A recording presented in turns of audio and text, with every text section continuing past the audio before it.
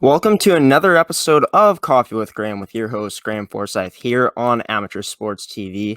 And today we got Kolton Shindle joining the show with us. He played for the Portage Terriers last year of the MJHL, and now he's signed with the Chippewa Steel in the North American Hockey League. And right now we got Kolton joining the show. And Kolton, how's it going, buddy?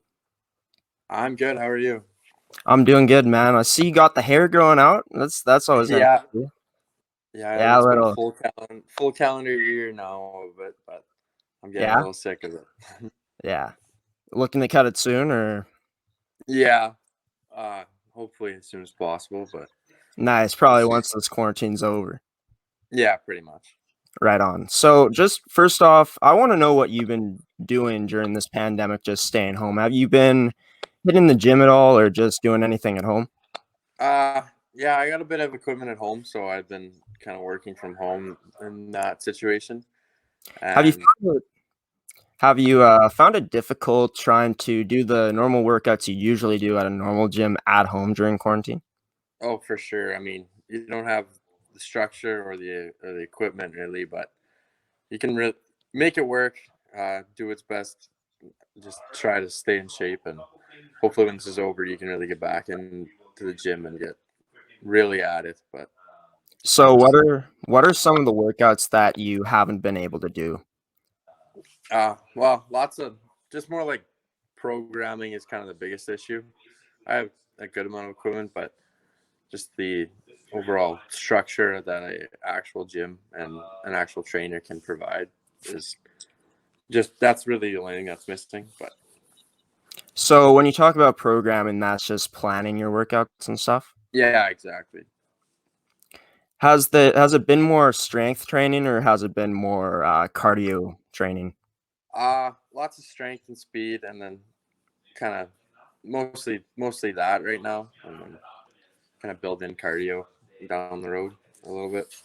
Right on, right on. Have you been able to do any skill-based training at home, like anything to do with your hockey and stuff?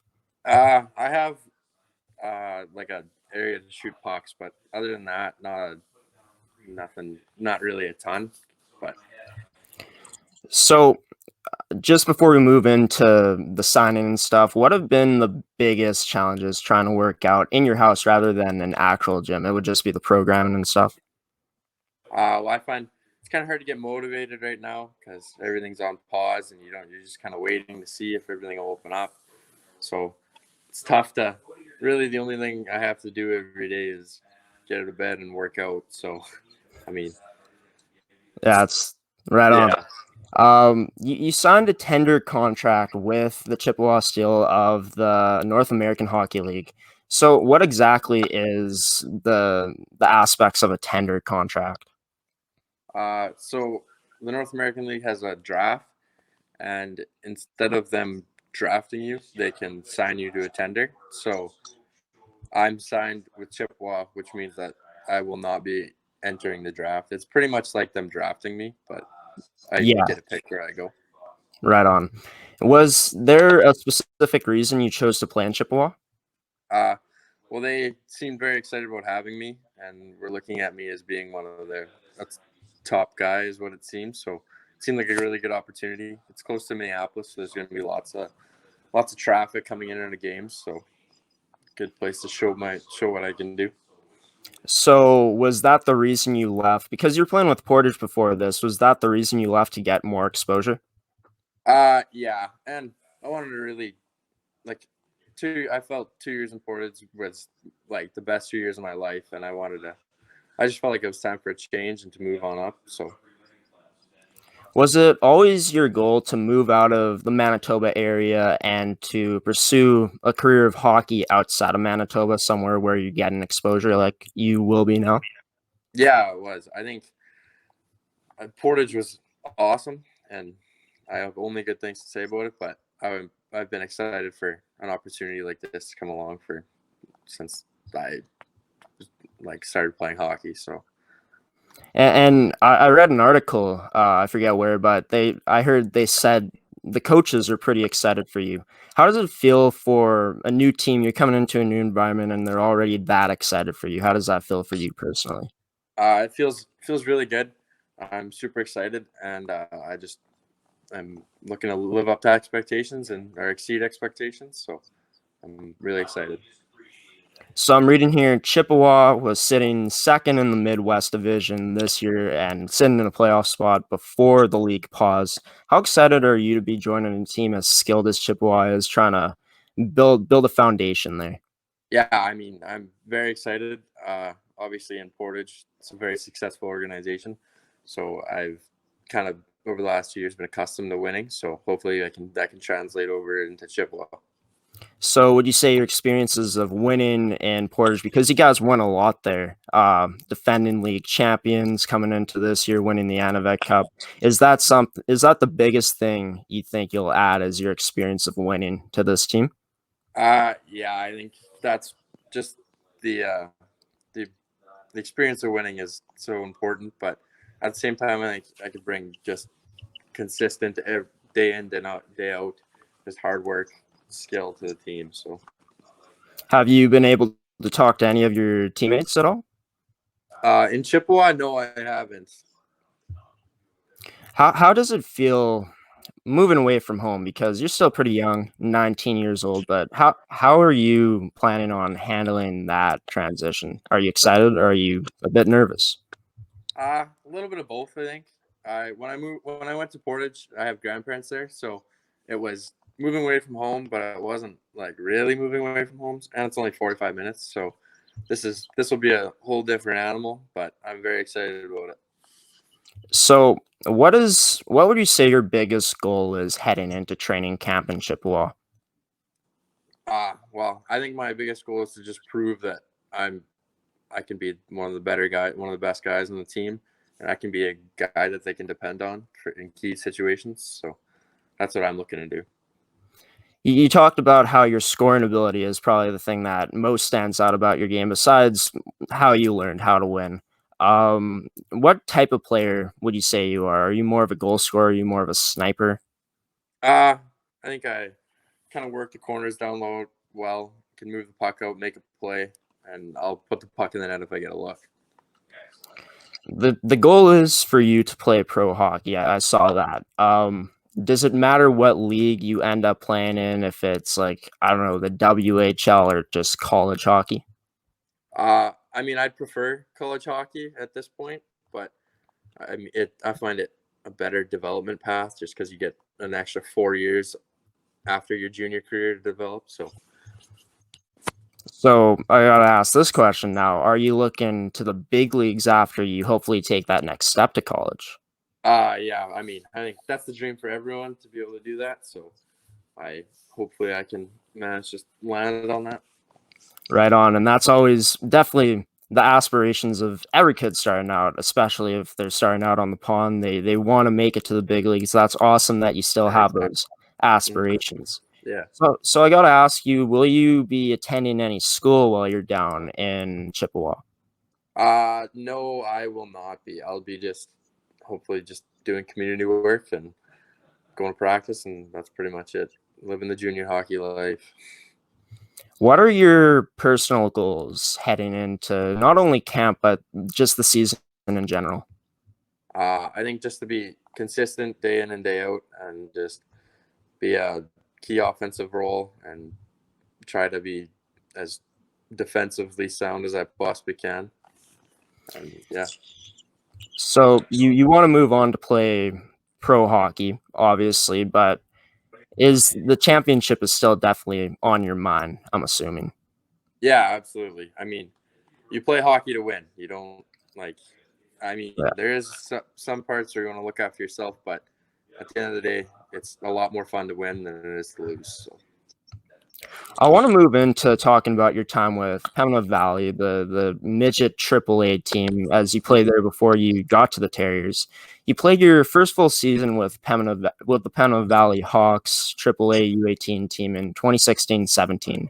You played for their AA team for 2 seasons before that. I saw that. The Bantam AAA team, yeah. Yeah. How big was the adjustment going from that league, taking the next step to playing U18? Well, it's a lot bigger league, a lot more physical. It's a lot faster, so it's quite a big jump. The overall the size, you're pretty much playing against some grown men there, and being a bantam kid just out of bantam, can be a tough adjustment. But I felt like I made it pretty good, so I was happy with how it went. Nice. And you went from producing just under a point per game in your first season, putting up 39 points in 40 games. You put up 55 points in 48 games in year 2. What do you think the biggest factor was in your boost in production? I think a lot of it had to do with opportunity, and just one of my good friends, Tyson Allison, joined the team, and he's been one of my line mates for years, and we've always worked really well together, and having him on my wing always helped. So just building that chemistry definitely helped you out. Yeah. What did you learn the most from your shortcomings of losing in the playoffs in 2016-17 and then missing the playoffs in the 2017-18 season? Well, in the first year, that was a bit of a heartbreaker. We felt we were better than Brandon, but we fell them in 4 games, I believe, which hurt. It sucked. It was terrible. And then missing the playoffs was extra tough because at one point in the season we went on a road trip, I think, and we ended up, if we were to win both the games, we'd be looking at to sit comfortably in 3rd place, and we lost both of them, and then ended up missing the playoffs from there. So that felt like a bit of a dagger. But so what would you say you learned from those experiences? Just keep persevering. I mean, it's always tough to handle a loss. I don't like it. I learned a lot about not liking missing the playoffs, I guess. I mean, paid off when I got to Portage. So, how have you grown as a player since your time in Pembina Valley?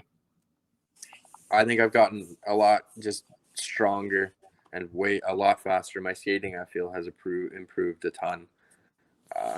I think I'm been a little more consistent, and I've been very happy with how I've developed. Do you think that playing for Pembina Valley, working on those things like your skating, is essential to who you are now as a player? Yeah, for sure. Pembina Valley was a big step.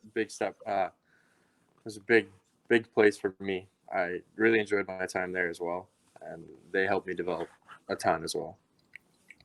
And we know with athletes, like high-level athletes, they're always working on those little things. Are you still working on those little things you did back in Pembina Valley now? Oh, yeah, for sure. I consistently work on my skating. Any chance I get on the ice, I will be working on little moves just to perfect them and be able to pull them off as many times as I can in a game. From looking back at it, because that's a few years ago now, you moved on to Portage and now you're moving on to Chippewa. What are your fondest memories of playing with Pembina Valley? Oh, Pembina Valley. I think some of the bus trips were a lot of fun. We had a great group of guys that were lots of fun to be with. I think we went to Kenora, and that was one of the most fun ones. Our goalie coach, Tim Morrison, jumped into the freezing cold lake in Kenora when I think it was October or something, and he did it. So it was pretty fun. So fire the boys up. Yeah, exactly. Yeah. Awesome. So we're going to move into our first commercial break here on the show. We're going to be talking about your time with the Portage Terriers coming up next, and some other things too. But first, we're going to hear from our supportive sponsors here that are supporting the show, and we'll be right back with Kolton Shindle of the Chippewa Steel. Stay with us.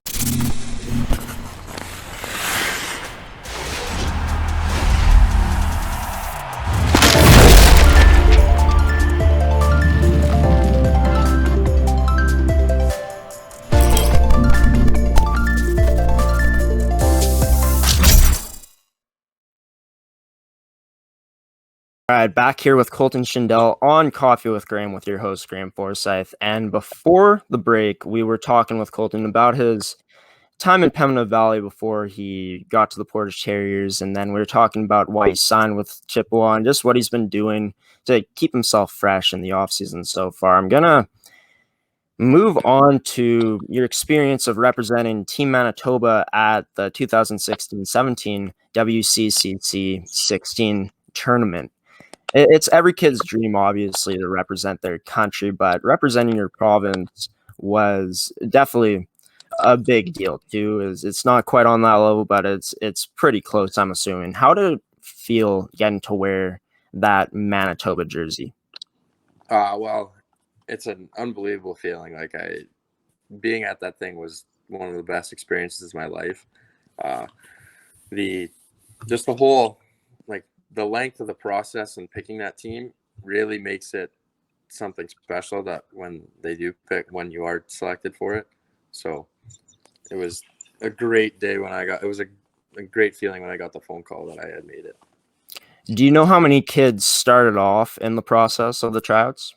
Well, I'm pretty sure every kid that age in the province is part of it. And then from that, they select the top 100 and then they slowly whittle their way down to a team. So were you expecting to make the team at first? No, I wasn't expecting anything. I was really hoping, and I felt that if I performed, that I would be in good shape to make the team. But I mean, you never can really take anything for granted. So, Anything specific that you did to prepare for the camp there? I think just putting in all the work and the hours in the gym, and just really working on your skills and staying on the ice, and that's because all those things were in the summer and stuff. So you had to be prepared throughout the whole summer to perform at your absolute best at any given weekend in the summer, pretty much. So, but it was really great experience, and I'm very happy to have it. So you talked about how great it felt to be selected to that team. I can imagine, like, you got this goal and you smashed that goal. What was your first reactions when you first heard the news of making that team? It was just excitement. I didn't really know. I was in the basement when I got the call, and I went up and just told my parents, had a nice moment with them, and then kind of just basically went back downstairs and sat in my room and thought about it for a while. How was that first exchange with the coaches?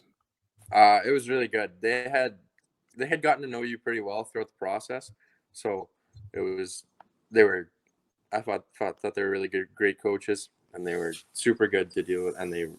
But the first exchange was really, really good. He was super nice. I mean, it's pretty easy to be nice when you're telling me that I made Team Manitoba. So Yeah. How when did the team get selected? Like, how long before the tournament? I believe it was about a month, maybe before, a month or two, if I can remember.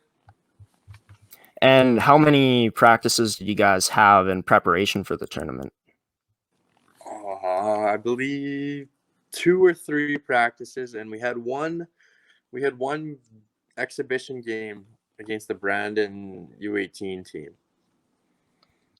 And was it something you've never experienced before, that type of work that you guys had to put in preparing for the tournament?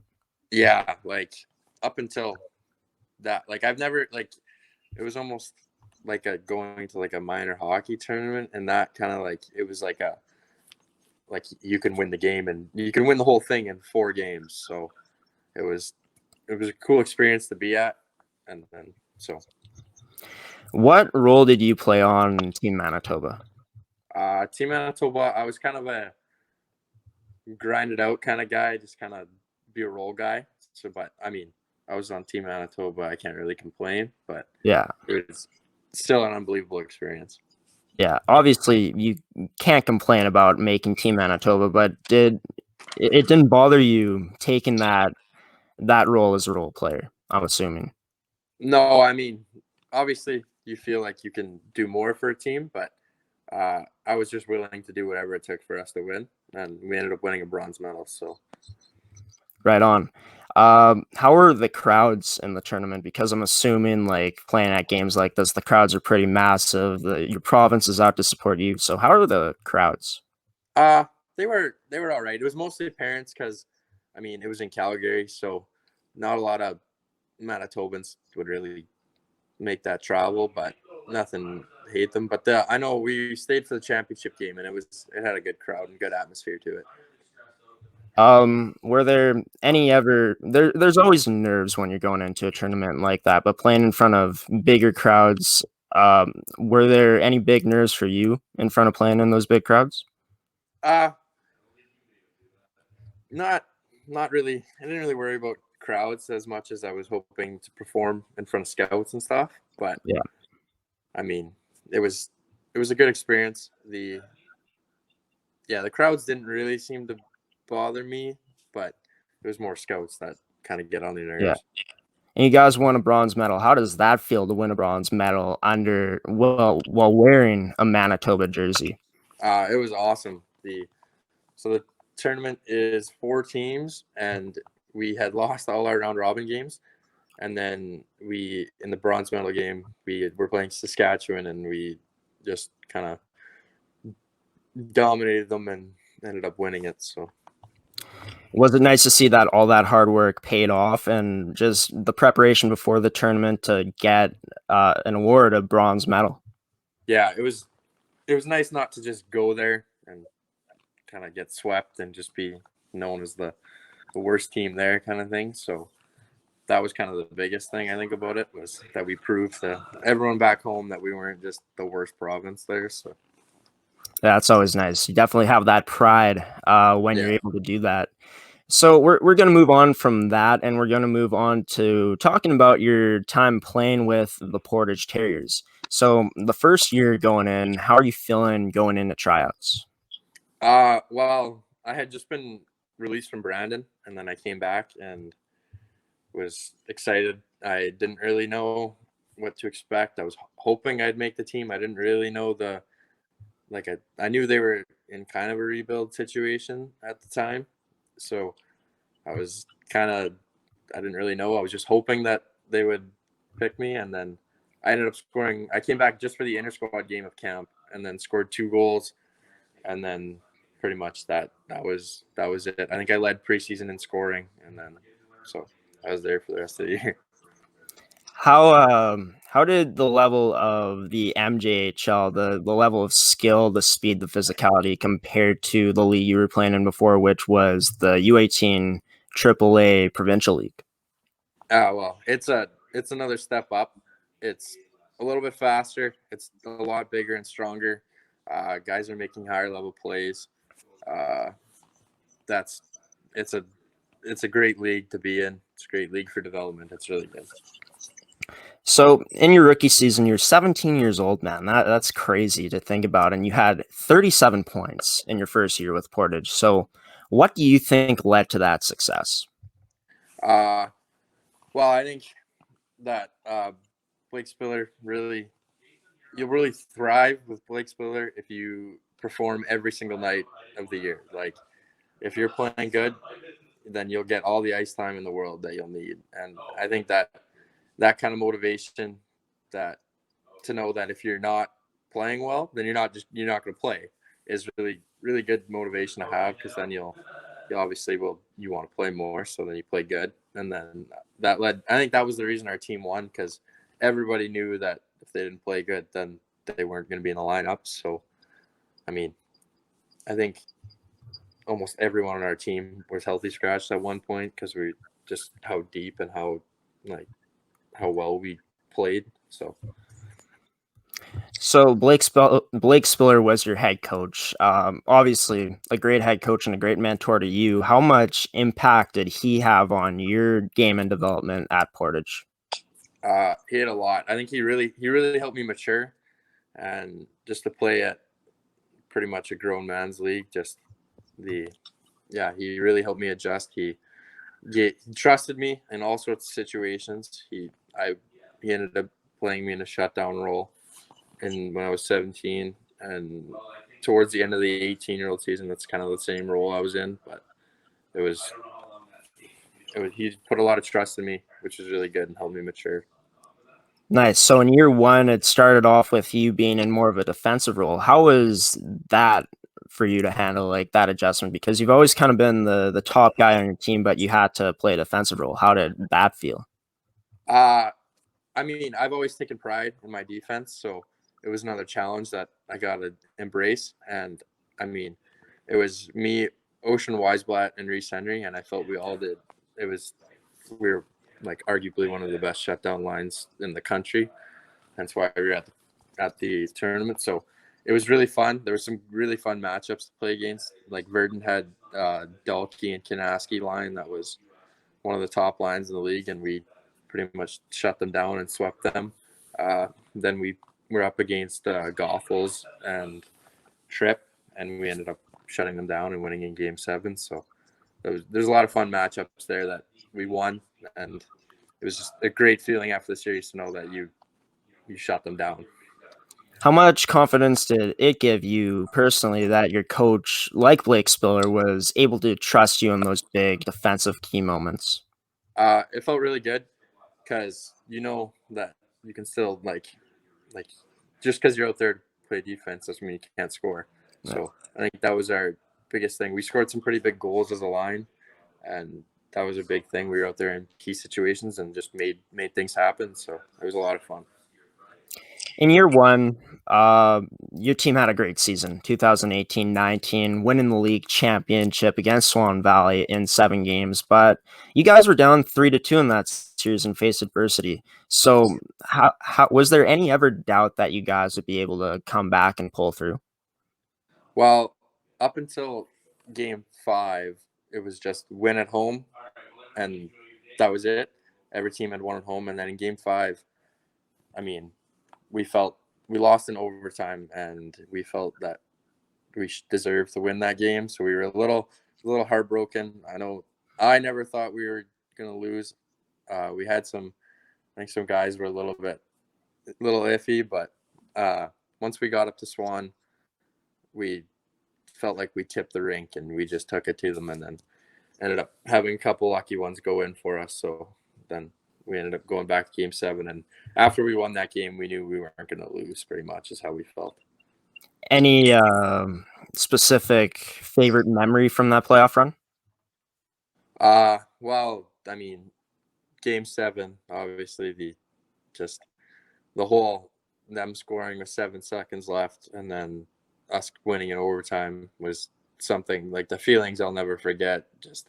It was like an emotional roller coaster. It was just terrible to be at. Yeah. And then I scored the game winner in Game 2 of the end of it in double overtime, which was a lot of fun and something I'll never forget. Could you take us through that double overtime goal?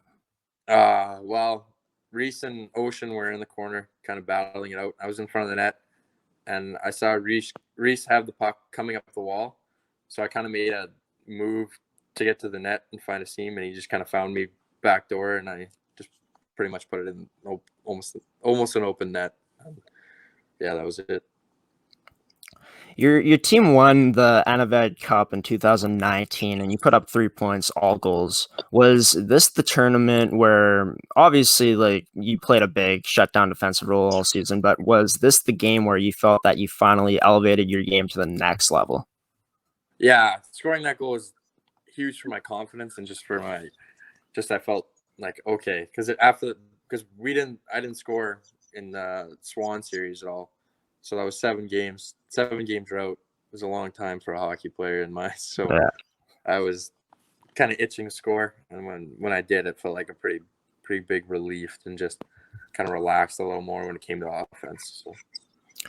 How big is the difference between scoring those game-winning goals, those big goals, like in double overtime, compared to the other goals? Like, obviously, a goal is just a goal, but when you score that big-time goal, I feel like it's on another level. Am I right in that assumption? Yeah, it's just pure excitement that comes out of you, and just pure adrenaline. Like, it's literally what you dream of. Like as a kid, like you play mini sticks, you score the goal, you sell like it's just what everyone dreams of doing. So I'm very fortunate that I got to do it. That's awesome. Going into your second year, was there anything in the off season in particular that you were working on to improve your game? Well, we had a long season the year before, so I felt that just a little bit of rest came before I got to work, and then once I got down to business, I felt working on my skating and just getting that extra stride, extra speed would really elevate my game to another level. And you were able to take that more of an offensive role in year two. You put up 47 points in 59 games. You were tied third on your team in points. Do you think because of your experiences in the Anavet Cup and just in the playoffs before was a big reason why you were able to take that next step in your game? Yeah, I think I knew what it took to be one of the top guys on a team that won. So I felt like I needed to exceed those expectations, hopefully, and to perform and be a top guy for us again in order for us to win again. So I felt we needed that extra scoring from everyone that would really get us to the next level, and I thought we were starting to get it. So how do you think your game compares to, as of right now, as to your rookie season? I think I'm a lot more mature, a little less jittery. I think I'm a little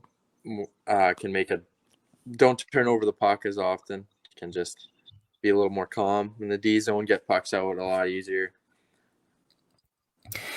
As a team, you guys obviously were going to defend the title this season. How confident were you guys as a group that you were able to do that again?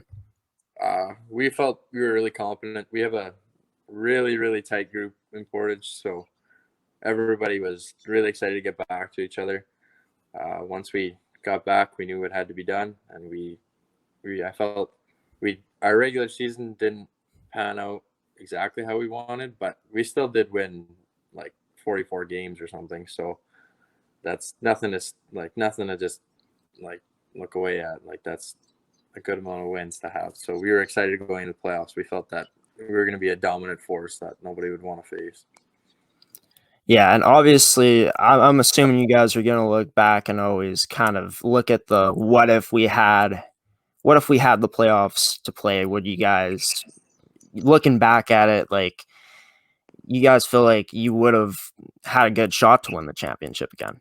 Yeah, we felt that we would have won. Like, I mean, obviously you have to play the games out to actually find out, but Yeah. we felt that as a team we were really starting to click together and starting to play for each other. So I thought we were gonna be a real tough team to beat in the playoffs.